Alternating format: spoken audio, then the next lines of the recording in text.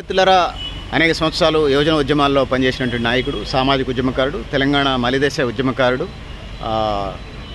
Raparthi Nagar Khammam head క్వార్టర్లో ఖమ్మం జిల్లా Khammam town Raparthi Nagar ప్రాంతంలో మైనర్ బాలిక మీద జరిగినటువంటి దాడికి స్పందన అడుగుతా ఉన్నాం. Sir right.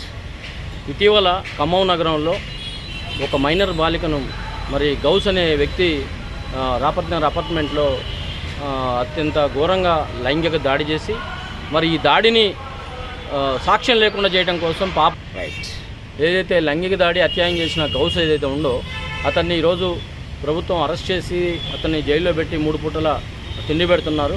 కానీ ఎటువంటి శిక్షను వేయటం లేదు. కాబట్టి మేము కోరేది ఏంటంటే ప్రభుత్వం ఇప్పటికైనా ఫాస్ట్ ట్రాక్ కోర్టును ఏర్పాటు చేసి నిందితుడిని త్వరితగతిన జడ్జిమెంట్ వచ్చే విధంగా చేసి అతన్ని ఉరి తీయాలని చెప్పేసి ఈరోజు ప్రజా సంఘాలుగా మేము డిమాండ్ చేస్తున్నాం.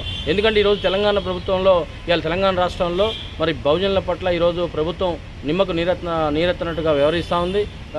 ఖమ్మమే కాదు, చాలా చోట్ల ఇటువంటి ఘోరమైన ఘటనలు జరుగుతూ ఉన్నాయి. కానీ ప్రభుత్వాలు ఎటువంటి చర్యలు తీసుకోకుండా ఈరోజు చూచి చూడనట్టుగా వ్యవహరిస్తూ ఉండటం చాలా దారుణం. ఇప్పటికైనా అతన్ని ఫాస్ట్ ట్రాక్ కోర్టు ఏర్పాటు చేసి వెంటనే శిక్షించాలని కోరుతాను. అదొక భాగం. అదేవిధంగా ఈరోజు పాప అత్యంత ఘోరమైన పరిస్థితుల్లో ఈరోజు కాళ్ళు చేతులు విరిగి వెన్నుముక కూడా విరిగి హైదరాబాద్ నిమ్స్ హాస్పిటల్లో చికిత్స పొందుతూ ఉంది.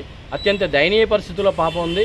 ఆ కుటుంబం పేద కుటుంబం, వాళ్ళ దగ్గర ఫైనాన్షియల్గా చాలా ఇబ్బంది పడుతూ ఉన్నారు.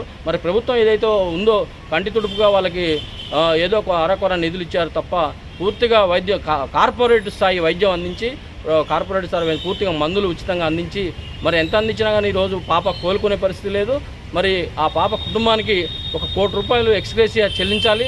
అదేవిధంగా భవిష్యత్తులో కూడా పాప బాగోగులు చూసుకోవాలని, అదేవిధంగా పూర్తిగా విద్య వైద్యం అందించి పాప కుటుంబాన్ని ఆదుకోవాలి. అదేవిధంగా ఆ కుటుంబానికి ఒక ప్రభుత్వ ఉద్యోగం కేటాయించాలి.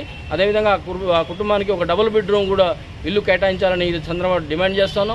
ఇటువంటి ఘటనలు తెలంగాణ రాష్ట్రంలో పునరావృతం కాకుండా ఉండాలంటే తమిళనాడు తరహా చట్టాలు ఏవైతే ఉన్నాయో ఈరోజు తమిళనాడులో మహిళలపై ఆడపిల్లలపై చాలా కఠినమైన చట్టాలు చేస్తూ ఉన్నారు. అదే తరహాలో ఈరోజు తెలంగాణ రాష్ట్రంలో కూడా కఠినమైన చట్టాలు ఏర్పాటు చేసి ఇటువంటి దుర్మార్గులను కఠినంగా శిక్షించాలని ఈరోజు ప్రజా సంఘాలుగా డిమాండ్ చేస్తాం.